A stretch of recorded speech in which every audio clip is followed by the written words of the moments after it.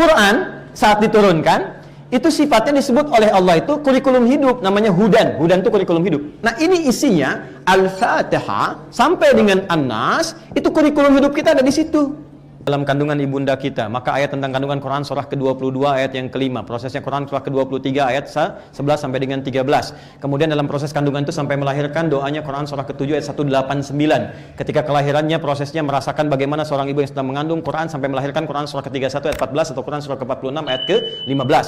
Dia terlahir, apa yang harus diberikan oleh ibu pertama kali, berapa lama durasi ASI diberikan, apa yang harus dilakukan oleh ayah ketika terlahir, Quran surah ke-2 ayat 233. Kemudian ketika mulai terlahir, dari usia 2 tahun setelah diberikan ASI 2 tahun itu ke pendidikan awalnya sampai dia balik, apa yang diberikan. Quran surah ke-31 ayat ke-13 sampai dengan ayat 19. Ketika dia mulai balik, apa yang diberikan? Pertama kali pendidikannya supaya dia mendekatkan diri dengan Allah Subhanahu wa taala. Maka muncul Quran surah ke-58 ayat yang ke-11. Cara belajarnya Quran surah ke-9 ayat 122 yang tadi dibacakan. Dia mulai dewasa, dia mulai menantau, mengenal orang, apa yang harus dioptimalkan. Quran surah ke-49 ayat ke-13. Dia mulai kenal dengan pasangannya. Hei, jangan lama-lama, ya, cepat lakukan. Kalau Anda memang minat, lakukan, berikan lamarannya. Quran surah ke-4 ayat yang ke-4 terjadi pernikahan. Quran surah ke-30 ayat ke-21. Tapi sebelum menikah, kamu belajar dulu peran suami apa, peran istri apa, supaya nggak belajar di pertengahan jalan. Turun Quran surah ke-4 ayat 34. Jika terjadi perselisihan, hal-hal yang kemudian miskomunikasi, selesaikan. Kalau perlu cari bagian keluarga untuk menyelesaikannya. Quran surah ke-4 ayat 34 sampai 35. Nanti dibagi peran suami ketika mulai dia berjalan akan mulai mencari nafkah. Skemanya bagaimana? Yang standar Quran surah ke-2 ayat 168. Yang cepat pakai iman Quran surah ke-2 ayat 172. Yang lebih cepat lagi sebelum berangkat sudah disiapkan Quran surah ke-7 ayat ke-96. Kadang-kadang Anda yang dalam bekerja, beraktivitas, punya penemuan tidak mudah, akan menghadapi berbagai tantangan. Rincikan tantangannya Quran surah ke-2 ayat 214. Solusinya Quran surah ke-3 ayat 142. Rinciannya Quran surah ke-2 ayat 155 sampai 157. Nah, tantangan itu kadang ada yang ingin menyingkirkan Anda, menyungkurkan Anda di karir, di kedudukan, di bisnis, maka Allah turunkan amalan untuk menjaga Anda. Quran surah ke-17 ayat 79 sampai dengan ayat ke-81. Di titik ini, jangan anggap yang di rumah seorang ibu biasa saja. Perjuangannya kadang-kadang tidak mudah. Merawat anak, kadang dia berkata, apa yang harus dilakukan? Turun Quran surah ke-17, ayat 23 sampai dengan ayat 27. Anda berkembang luas, sampai karirnya bagus, usia 40 tahun sudah dapat sesuatu, apa yang harus dilakukan? Syukuri nikmatnya, bagi dengan orang tua. Turunlah Quran surah ke-46, ayat ke-15. Dari situ kemudian apa yang harus Anda kerjakan? Lihat saudara-saudara Anda. Mungkin Anda matang, tapi Anda punya kakak, punya ibu, punya paman, anak, adik, butuh perhatian. Maka keluarkan skema infak, Quran surah ke-2 ayat 215. Anda naik lagi hartanya sampai cukup nisabnya untuk berbagi di luar keluarga Anda sehingga keluar zakat, maka keluarlah Quran surah ke-9 ayat ke-103. Kemudian dikeluarkan ke 8 golongan Quran surah ke-9 atau ayat ke berapa? Ayat ke-60. Kemudian dari situ Anda berkembang kembali, semakin tua, semakin sepuh, semakin lupa, bahkan muncul masa pikunnya Quran surah ke-22 di ayat yang kelima. Dari situ jangan dikira Anda akan abadi selamanya, tidak. Boleh jadi Anda akan mendekati sifat-sifat dekat kematian, belajar tentang kematian. Turunlah Quran surah ke-3 ayat 185. Kalau Anda ingin nyaman wafat, dipersiapkan diri menuju husnul khatimah. Quran surah ke-89 ayat 27 sampai dengan ayat ke-30. Kemana setelah Anda meninggal? Pelajari supaya siap-siap. Jangan dunianya nyaman, setelah meninggal gak dapatkan kenyamanan. Maka turunlah Quran surah yang kedua ayat 153 sampai 154. Rinciannya di Quran surah ketiga ayat 169 sampai dengan 172. Maka di situ ditunjukkan bagaimana kenikmatan di alam kubur. Setelah itu kemana? Setelah itu Anda akan kembali, terjadilah kiamat. Turunlah kemudian satu surah ke-75. Setelah itu Anda akan dihisab, Anda akan menentukan mana yang ke surga, mana yang ke neraka. Dari mana surga? Pelajari sebelum masuk ke situ. Surga yang mana? Persiapkan. Wal tanzur nafsum ma qaddamat lighad, sampai ke akhirat, sampai masuk surga. Quran surah ke-59 ayat ke-18. Surganya yang mana? Mau yang biasa-biasa? Quran surah ke-2 ayat 25. Mau yang surga Firdaus? Quran surah ke-23 ayat 1 sampai dengan ayat 9. Mau surganya surga Aden sebagai ahli Quran, memuliakan orang tua? Quran surah ke-13 ayat ke berapa? 23 sampai 24. Rinciannya Quran surah 35 ayat 32 sampai dengan 33. Lalu kemudian Anda ingin surganya bersama Nabi, orang-orang soleh, orang jujur, sahabat yang pernah bertugas di bumi. Quran surah ke-4 An-Nisa ayat ke-69.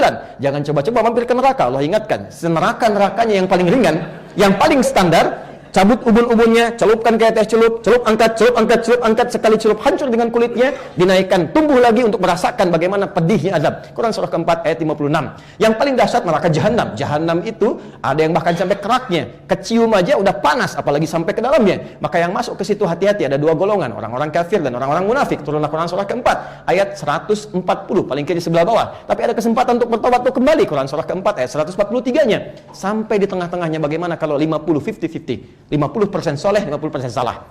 Tempatkan di tengah-tengah, bukit yang tinggi. Kelihatan surga, pengen cepat ke surga, nggak mau dengar berisik di neraka. Susah dia berpaling sehingga dia berharap rahmat Allah. Tempat tinggi yang bisa melihat semua disebut dengan A'raf. Maka turunlah surah ke-7 surah Al-A'raf ayat 45 sampai 47. Mana yang enggak ada di Quran? Bismillahirrahmanirrahim. Assalamualaikum warahmatullahi wabarakatuh. Maka iman dengan ilmu akan menyatu. Takwa kalau sudah naik, percepatan datang. Rumusnya apa?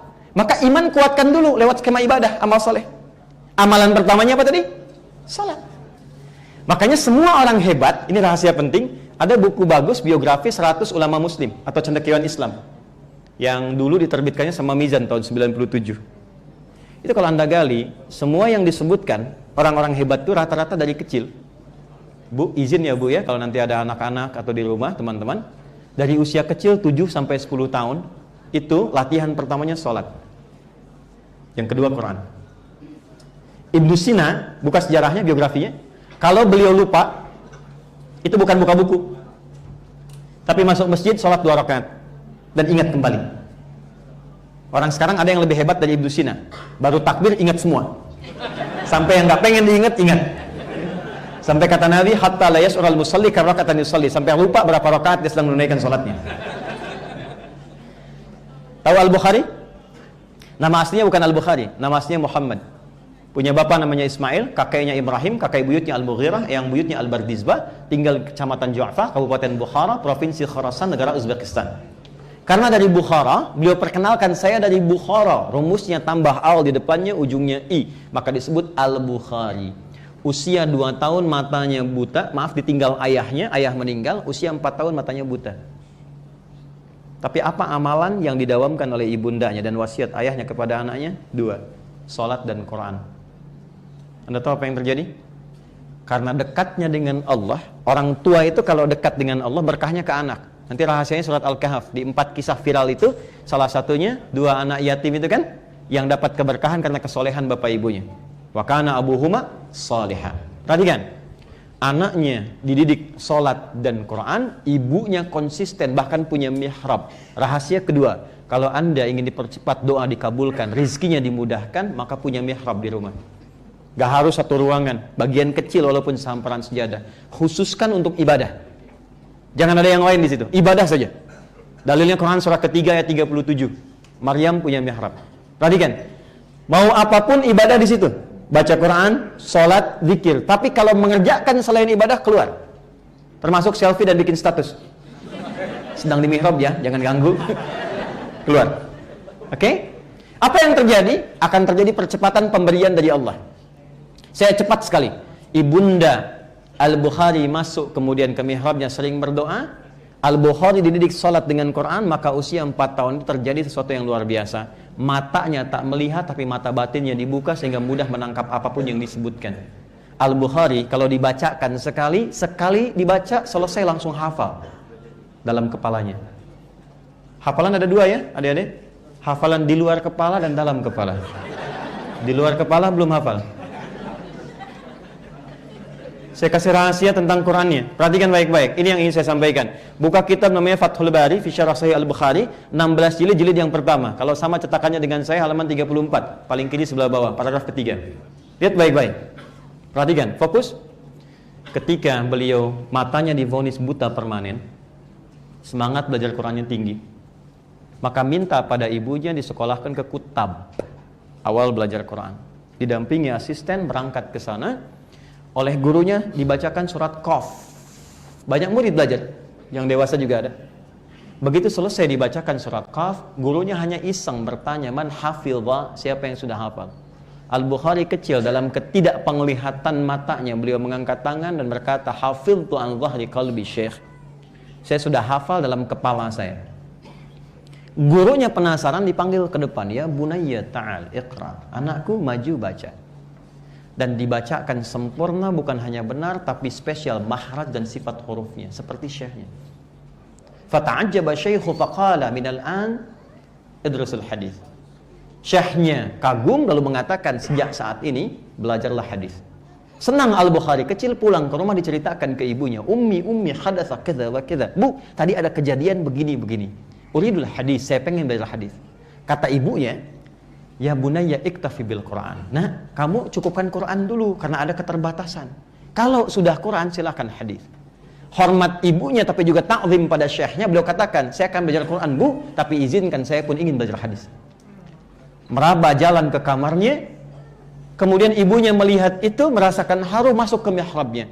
Maka ibundanya sholat dan bermohon kepada Allah. Perhatikan kalimatnya, rahasia Quran surah 17 ayat 110. Panggil sesuai harapan-harapan dan permohonan kitanya. Kebutuhannya apa? Panggil nama Allah sesuai dengan kebutuhan kita. Beliau melihat matanya tak terbuka, dokter mengatakan mustahil, medis mengatakan gak mungkin terjadi. Maka beliau menyebut nama Allah yang maha melihat untuk membuka penglihatan anaknya. Yal basir, yalladzi ala kulli syai'in qadir, a'id basirat abdi. Ya Allah yang maha menatap dengan tajam, yang maha kuasa atas segala sesuatu tanpa batasan, mohon kembalikan penglihatan anakku. Al-Bukharinya masuk ke kamar sedang mengulang surat Qaf, sampailah di ayat 21, ayat 22. Mirip kalimatnya sama. Laqad kunta fi ghaflatin min hadza fakashafna 'anka ghita'aka fabasaruka al-yawma hadid. Padahal ayat ini tentang hari kiamat, tapi percikan keberkahannya diturunkan, sebagian kemuliaannya ke bumi. Dulu pandanganmu gak bisa lihat. Sekarang dengan keagunganku akan dibuka sekatmu itu, mulai hari ini engkau akan melihat kembali dengan tajam. Begitu sampai di ayat itu, ibunya berdoa bersamaan lelah tertidur, maka Al-Bukhari tiba-tiba bangkit, merasakan sesuatu di matanya, bisa melihat kembali. Maka dikejar ibundanya, Ummi, laqad ra'ait, ibu, saya bisa melihat kembali. Berpelukan. Singkatnya, bisa melihat kembali, mulai belajar hadis dan menulis Sahih Al-Bukhari selama 16 tahun. Teman-teman, tahukah ketika menuliskan Al-Bukhari itu di mana? Dimulai di Mekah, Masjidil Haram, diakhiri di Masjid Nabawi di Madinah. Tapi setiap mau menulis hadis, sholat dulu 2 rakaat. Kalau tenang, baru dituliskan. Tidak tenang, ditunda dulu. Al-Bukhari menjaga Quran dan sholatnya. Saya wariskan ijazah ayat ini kepada peserta karantina dari Goa yang matanya satu divonis buta permanen. Maka tiba kemudian, ini saksinya nih, ada manajernya. Begitu tiba-tiba diajarkan itu, sedang 10 hari induksi, dia masuk kamar mandi, dia teriak keluar. Tersenggol gayungnya jatuh, dia keluar masih pakai anduk, Allahu Akbar katanya. Tiba-tiba kenapa? Matanya bisa melihat kembali. Ini kisah nyata. Saya tidak mengarang karena langsung berinteraksi dan teralami. Jadi yang saya ingin katakan adalah, bangun hubungan kuat dengan Allah dulu sebelum memulai segala hal. Itu poinnya. Makanya ada iman. Nanti kalau sudah kita bisa padukan ini, apa yang terjadi? Pindah, saya tutup. Pindah ke Quran surah kedua ayat 282, paling kiri sebelah bawah, langsung di ujungnya. Quran surah 2 ayat 282. Perhatikan. Wattaqullah, dan tingkatkanlah takwamu kepada Allah. Ini poinnya yang disebutkan, takwa. Wattaqullah, tingkatkan takwamu kepada Allah. Wa yu'allimukumullah, semakin tinggi tingkat takwamu, semakin aku akan buka dan ajarkan kepadamu semua ragam pengetahuan. Jadi bedanya nanti akan begini. Kalau cuman ikhtiar, kita hanya akan mengaktifkan semua sinyal-sinyal kebaikan dan kemampuan potensi dalam diri kita. Tapi kalau kita aktifkan sinyal takwanya, Allah yang akan membuka, tinggal kita mendengarkan, mengikuti, dipercepat oleh Allah Subhanahu wa taala. Dan sifatnya kecepatan, bukan kelajuan. Karena kelajuan gak ada vektor, gak ada arahnya. Tapi kecepatan, dia punya vektor, ada arahnya, ada tujuannya. Itulah yang terjadi. Saya pernah mengikuti jalan ini, lalu melihat para ulama mengerjakan seperti itu. Ini yang saya kerjakan sejak di pesantren. Membuka ini dulu, ini yang paling tidak mudah, buka dulu. Maka sampai hari ini saya merasakan banyak manfaatnya dari situ. Baik bentuk takwanya, hubungan dengan Allah, berbakti pada orang tua, terjadi percepatan pengetahuan. Jadi yang paling indah itu begini, mudah menangkap sesuatu. Kadang-kadang dibacakan satu kalimat belum paham, satu buku belum ngerti. Mau pulang baru paham, begitu keluar lupa lagi. Tapi yang ini tidak. Tingkat kelima itu mudah ingat, sulit lupa. Jadi kalau yang pertama, cepat ingat, lambat lupa. Kedua, cepat ingat, cepat lupa. Ketiga, lambat ingat, lambat lupa. Yang keempat itu, maaf sekali, lambat ingat, cepat lupa. Ada yang kelima, cepat ingat, sulit lupa. Jadi mau lupa, susah, bukan mau ingat. Biasanya utang kan? Ini ilmu. Fokus ini. Kalau sudah mampu mengaktifkan ini, saya amanatkan 3 saja. 1 sholat, ya, 2 Quran, 3 orang tua. Saya ulang ya, birrul walidain. 1 sholat. Dan nanti banyak sekali ayat di Quran yang langsung menunjukkan hubungan sholat dengan peningkatan pengetahuan. Contoh di surat Al-Muzammil ayat ke-20 misalnya. Ketika sedang tahajud tuh faqra'u ma tayassara minal Quran. Baca. Dan jangan lupa riset Quran itu peningkatan pengetahuan. Jatuh jaga sholat. Minimal 40 rakaat dijaga. Ya, bukan subuhnya naik jadi 4, duhur jadi 5, bukan. Ya. 20 rakaat tuh yang fardu 17 rakaat. Jelas? Tambah yang rawatib itu 12 rakaat. Subuh 2, sebelum subuh 2, sebelum zuhur 4, kemudian setelah zuhur 2, setelah maghrib 2, setelah isya 2. 12. Tahajud ambil yang standar 11. 17 tambah 12 berapa? 29. Tambah 11 40. Itu yang pokok aja dulu. Nanti setelah enak silahkan tambah. Tambah sholat mutlak misalnya, tambah duha lagi silahkan. Tapi 40 itu penting. Karena nanti ada rahasia besar. Kalau saya kesini lagi baru saya ungkap. Rahasia 40 dalam Quran dan hadis. Nanti kalau sini lagi. Kapan-kapan lah pokoknya. Mudah-mudahan sebelum kiamat kurang 2 hari lah. Itu aja, pegangnya dulu ya, 40. Yang kedua Quran. Kalau bisa, menghafal. Kalau tidak sempat menghafal, baca.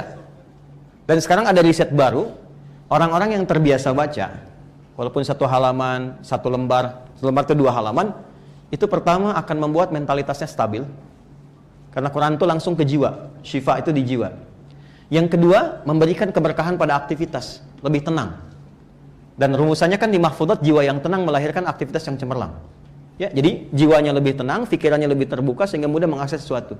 Usahakan tiap hari, kalau nggak bisa menghafal, baca Quran jangan tinggal. Tiap hari. Kalau perempuan sedang head, jadi bisa mendengar. Nggak perlu baca, kan ada murattal dan sebagainya. Ya, itu bisa merubah keadaan diri, mental lebih stabil. Sehingga kayak anxious dan macam-macam insecure dan seterusnya itu bisa terobati dengan sendirinya. Yang ketiga, birrul walidain. Nah, saya nggak bisa cerita yang ketiga ini tentang pengalaman pribadi, karena kalau cerita selesai dan malam nggak bisa isi pengajian. Tuh. Pokoknya ikuti aja. Yang ketiga itu niatkan belajarnya yang di sini ataupun yang mengajar. Salah satunya mengalirkan pahala untuk orang tua. Itu kalau Anda dosen periset, Allah akan buka kembali untuk meningkat kembali wawasan dan peningkatan pengetahuannya. Kalau Anda yang sedang belajar, maka Allah akan buka jalan untuk mempercepat pembelajarannya. Apapun itu. Nah, yang terakhir, tempatkan Quran sebagai panduan hidup. Bukan cuma kitab bacaan. Ini level tertingginya. Kalau bisa melakukan ini, maka Anda akan melewati batas kepintaran manusia kini. Yang sekarang yang pintar cuma 2 atau 3 bidang paling maksimal. Zaman era setelah Nabi, itu minimal 5 bidang. Sekarang orang paling 2 atau 3 bidang. Ya, Stephen Hawking dikit ya. Steve Hawking paling cuma berapa gitu ya. Kemarin itu yang meninggal yang terakhir. Ya, yang apa namanya, dia komplain tentang Tuhan, ini diwafatkan Tuhan juga gitu kan. Fisikawan asal Inggris itu. Sekarang paling cuma 2-3 bidang.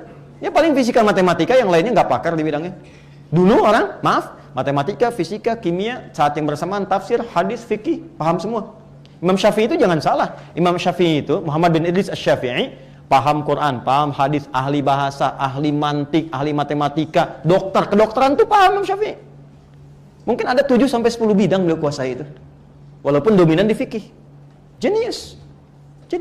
Asal mampu ini, mengoptimalkan ini. Nah, yang terakhir, tolong banyak riset di Quran. Kalau bisa dengan hadis. Nah, ini yang mau saya turunkan sedikit saja dengan cepat. Masih ada waktu nggak? Sedikit aja, ya. Baik. Bismillah. Quran ada berapa surat? Surat bahasa ya? 114. Oke, berapa juz? 30 juz. Baik. Formulasi ini biasanya kekinian seringkali ditempatkan dengan nama kitab suci saja yang dibaca. Bukan sebagai kitab yang dipahami. Padahal perintah Allah setelah kitabnya turun, dibaca, berubah dari Iqra menjadi Utslu. Coba lihat, Nabi pertama dapat Iqra, Bismi Rabbikal ladzi khalaq. Tadi Bismi Rabbikal ladzi khalaqnya sudah Pak Rektor sampaikan. Perhatikan, setelah ayatnya muncul, terkumpul, panduannya ada, berubah perintahnya menjadi Utslu. Utslu ma uhya ilaika minal kitab wa aqimis shalah. Sebelum salat, kamu baca dulu, terjemahannya baca. Tapi utslu itu punya 3 arti dari tilawah. Baca, pahami, amalkan yang dipahami itu. Jadi interaksi kita dengan Quran, interaksinya bukan bacaan biasa. Interaksinya adalah bacaan yang disertai dengan pemahaman, riset. Masih ingat gak? Kalau ada yang baca Quran kan qori kan? Supaya orang mengerti, paham isinya, minimal tahu maknanya, di sampingnya ada penerjemah kan? Siapa namanya? Sari tilawah kan? Ya kan? Sari tilawah itu dari kata tilawah. Cuma mungkin di Riau dulu yang menerjemahkan pertama Bu Sari. Makanya dikenal Sari Tilawah. Ya, coba Pak Iman, mungkin Iman Tilawah gitu kan? Jadi Sari nggak ada sebetulnya, tilawah saja, ya. Tilawah. Nah, tilawah itu baca, paham, amalkan. Saya cepat. Quran saat diturunkan itu sifatnya disebut oleh Allah itu kurikulum hidup, namanya hudan. Hudan itu kurikulum hidup. Tuh. Syahrul Ramadan alladzi unzila fihil Quran hudan lin nas. Quran surah 2 ayat 185. Nah, ini isinya Al-Fatihah sampai dengan An-Nas, itu kurikulum hidup kita ada di situ. Jadi Anda, saya, kita mau jadi apapun, itu konsep dasar bimbingannya ada di sini. Ini yang akan mengangkat derajat kita. Ini yang akan menaikkan iman dan ilmu sekaligus. Yarfa'illahu alladhina amanu minkum walladhina utul ilma derajat. Ilmu yang dibuka lewat skema iman, konsepnya di mana di sini? Saya baca cepat ya, cuman nggak usah ditulis, cepat aja. Dari belum lahir sampai meninggal, semua ada di sini. Sebelum kita dilahirkan, masih dalam kandungan ibunda kita, maka ayat tentang kandungan Quran surah ke-22 ayat yang kelima, prosesnya Quran surah ke-23 ayat 11 sampai dengan 13. Kemudian dalam proses kandungan itu sampai melahirkan, doanya Quran surah ke-7 ayat 189. Ketika kelahirannya, prosesnya merasakan bagaimana seorang ibu yang sedang mengandung, Quran sampai melahirkan, Quran surah ke-31 ayat 14 atau Quran surah ke-46 ayat ke-15. Dia terlahir, apa yang harus diberikan oleh ibu pertama kali, berapa lama durasi ASI diberikan, apa yang harus dilakukan oleh ayah ketika terlahir, Quran surah ke-2 ayat 233. Kemudian ketika mulai terlahir, dari usia 2 tahun setelah diberikan ASI 2 tahun itu, ke pendidikan awalnya sampai dia balik, apa yang diberikan? Quran surah ke-31 ayat ke-13 sampai dengan ayat 19. Ketika dia mulai balik, apa yang diberikan? Pertama kali pendidikannya supaya dia mendekatkan diri dengan Allah Subhanahu wa taala. Maka muncul Quran surah ke-58 ayat yang ke-11. Cara belajarnya Quran surah ke-9 ayat 122 yang tadi dibacakan. Dia mulai dewasa, dia mulai merantau, mengenal orang, apa yang harus dioptimalkan? Quran surah ke-49 ayat ke-13. Dia mulai kenal dengan pasangannya. Hei, jangan lama-lama, ya, cepat lakukan. Kalau Anda memang minat, lakukan, berikan lamarannya. Quran surah ke-4 ayat yang ke-4, terjadi pernikahan. Quran surah ke-30 ayat ke-21. Tapi sebelum menikah, kamu belajar dulu peran suami apa, peran istri apa, supaya nggak belajar di pertengahan jalan. Turun Quran surah ke-4 ayat 34. Jika terjadi perselisihan, hal-hal yang kemudian miskomunikasi, selesaikan. Kalau perlu, cari bagian keluarga untuk menyelesaikannya. Quran surah ke-4 ayat 34 sampai 35. Nanti dibagi peran suami ketika mulai dia berjalan akan mulai mencari nafkah. Skemanya bagaimana? Yang standar Quran surah ke-2 ayat 168. Yang cepat pakai iman Quran surah ke-2 ayat 172. Yang lebih cepat lagi sebelum berangkat sudah disiapkan Quran surah ke-7 ayat ke-96. Kadang-kadang Anda yang dalam bekerja, beraktivitas, punya penemuan, tidak mudah, akan menghadapi berbagai tantangan. Rincikan tantangannya Quran surah ke-2 ayat 214. Solusinya Quran surah ke-3 ayat 142. Rinciannya Quran surah ke-2 ayat 155 sampai 157. Nah, tantangan itu kadang ada yang ingin menyingkirkan Anda, menyungkurkan Anda di karir, di kedudukan, di bisnis, maka Allah turunkan amalan untuk menjaga Anda. Quran surah ke-17 ayat 79 sampai dengan ayat ke-81. Di titik ini, jangan anggap yang di rumah seorang ibu biasa saja. Perjuangannya kadang-kadang tidak mudah. Merawat anak, kadang dia berkata, apa yang harus dilakukan? Turun Quran surah ke-17, ayat 23 sampai dengan ayat 27. Anda berkembang luas, sampai karirnya bagus, usia 40 tahun sudah dapat sesuatu, apa yang harus dilakukan? Syukuri nikmatnya, bagi dengan orang tua. Turunlah Quran surah ke-46, ayat ke-15. Dari situ kemudian apa yang harus Anda kerjakan? Lihat saudara-saudara Anda. Mungkin Anda matang, tapi Anda punya kakak, punya ibu, punya paman, anak, adik, butuh perhatian. Maka keluarkan skema infak, Quran surah ke-2 ayat 215. Anda naik lagi hartanya sampai cukup nisabnya untuk berbagi di luar keluarga Anda sehingga keluar zakat, maka keluarlah Quran surah ke-9 ayat ke-103. Kemudian dikeluarkan ke 8 golongan Quran surah ke-9 atau ayat ke-berapa? Ayat ke-60. Kemudian dari situ Anda berkembang kembali. Semakin tua, semakin sepuh, semakin lupa, bahkan muncul masa pikunnya Quran surah ke-22 di ayat yang kelima. Dari situ jangan dikira Anda akan abadi selamanya, tidak. Boleh jadi Anda akan mendekati sifat-sifat dekat kematian. kematian, belajar tentang kematian. Turunlah Quran surah ketiga ayat 185. Kalau Anda ingin nyaman wafat, dipersiapkan diri menuju husnul khatimah. Quran surah ke-89 ayat 27 sampai dengan ayat ke-30. Kemana setelah Anda meninggal? Pelajari supaya siap-siap. Jangan dunianya nyaman, setelah meninggal gak dapatkan kenyamanan. Maka turunlah Quran surah yang kedua ayat 153 sampai 154. Rinciannya di Quran surah ketiga ayat 169 sampai dengan 172. Maka di situ ditunjukkan bagaimana kenikmatan di alam kubur. Setelah itu kemana? Setelah itu Anda akan kembali, terjadilah kiamat, turunlah kemudian satu surah ke-75. Setelah itu Anda akan dihisab, Anda akan menentukan mana yang ke surga, mana yang ke neraka. Lalu dari mana surga? Pelajari sebelum masuk ke situ. Surga yang mana? Persiapkan. Wal tanzur nafsum ma qaddamat lighad, sampai ke akhirat, sampai masuk surga. Quran surah ke-59 ayat ke-18. Surganya yang mana? Mau yang biasa-biasa? Quran surah kedua ayat 25. Mau yang surga Firdaus? Quran surah ke-23 ayat 1 sampai dengan ayat 9. Mau surganya surga Aden sebagai ahli Quran, memuliakan orang tua? Quran surah ke-13 ayat ke-berapa? 23 sampai 24. Rinciannya Quran surah 35 ayat 32 sampai dengan 33. Lalu kemudian Anda ingin surganya bersama Nabi, orang-orang soleh, orang jujur, sahabat yang pernah bertugas di bumi. Quran surah ke-4 An-Nisa ayat ke-69. Jangan coba-coba mampir ke neraka. Allah ingatkan, neraka-nerakanya yang paling ringan, yang paling standar. Cabut ubun-ubunnya, celupkan kayak teh celup, celup angkat, sekali celup hancur dengan kulitnya, dinaikkan, tumbuh lagi untuk merasakan bagaimana pedihnya azab. Quran surah ke-4 ayat 56. Yang paling dahsyat neraka jahanam. Jahanam itu ada yang bahkan sampai keraknya, kecium aja udah panas, apalagi sampai ke dalamnya. Maka yang masuk ke situ hati-hati, ada dua golongan, orang-orang kafir dan orang-orang munafik. Turunlah Quran surah ke-4 ayat 140, paling kiri sebelah bawah. Tapi ada kesempatan untuk bertobat, untuk kembali. Quran surah ke-4 ayat 143-nya. Sampai di tengah-tengahnya bagaimana kalau 50-50. 50% soleh, 50% salah. Tempatkan di tengah-tengah, bukit yang tinggi, kelihatan surga, pengen cepat ke surga, gak mau dengar berisik di neraka. Susah dia berpaling, sehingga dia berharap rahmat Allah. Tempat tinggi yang bisa melihat semua disebut dengan A'raf. Maka turunlah surah ke-7 surah Al-A'raf ayat 45 sampai 47. Mana yang gak ada di Quran?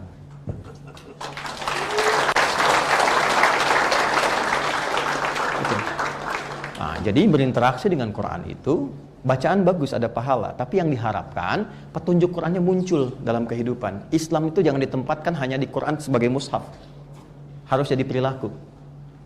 Dan kita sekarang masa-masanya merdeka, kampus merdeka tuh. Mau belajar apa aja kita riset kan. Nah, detailnya nanti haji hadis. Sekarang kita sudah beruntung, Qurannya ada, sama dari zaman Abu Jahal, Abu Lahab dan Abu-Abu yang lain sampai dengan sekarang.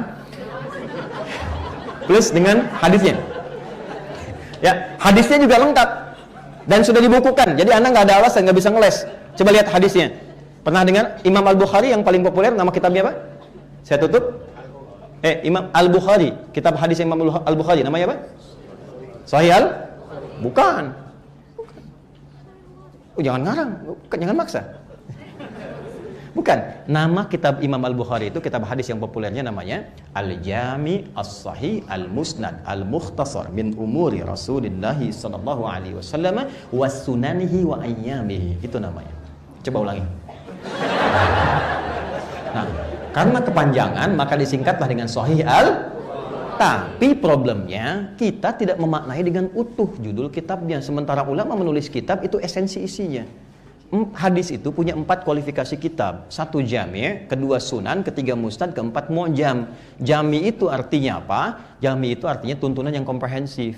Beda dengan sunan. Sunan itu kitab hadis yang disusun berdasar urutan fikih. Anda kalau mau tahu cara wudu, cara sholat, bacanya kitab sunan. Anda kalau ingin cari inspirasi, ini Sayyidah Aisyah berapa banyak hadisnya? Bagaimana ingin seperti Sayyidah Aisyah? Cari kitab musnad. Anda kalau pengen nyari hadis dari Hamzah sampai Ya, cari kitabnya mu'jam. Tapi di kitab saya, kata Al-Bukhari, ini adalah keseharian Nabi selama 24 jam yang bisa saya temukan. Saya susun jadi 97 topik. Nah, topik ini yang penting kita riset. Teman-teman di kampus sekarang, dosen, ilmuwan, mahasiswa, di topik mana di antara 97 itu? Udah disusun oleh beliau. Legalitas Nabi topik pertama, Kitab Badul Wahyi. Tentang iman, Allah. Kitab kedua, Kitabul Iman 57 hadis. Kita ada di kitab ketiga, Kitabul Ilmi. Allah. Turunkan itu. Setelah itu, rumusannya begini. Ayat ilmu apa? Hadis. Dalami ini, praktekkan. Gimana supaya hafalan pengen cepat, nggak lupa-lupa. Kapan waktu belajar yang efektif? Kapan waktu mengulang? Bagaimana mengimplementasikan ilmu? Ada semua di sini. Termasuk percepatan yang dengan itu Allah berikan kemampuan lebih dibandingkan yang lain. Ini ada di sini. Nanti setelah dapat ilmunya Anda keluarkan jadi profesi tuh. 97 ini banyak. Teman-teman yang di birokrat keluarkan Kitabul Imarah. Yang aktif di bisnis, keluarkan Kitabul Buyu'a. Yang aktif di dunia perawatan, kesehatan, keluarkan Kitabul Marid. Ada semua di sini. 97 topik. Begitulah kemudian kalau kita kembangkan relasi Al-Quran dan pengetahuan, mudah-mudahan tercipta tauhid ilmu, insan rabbani yang seimbang antara imtak dan ipteknya.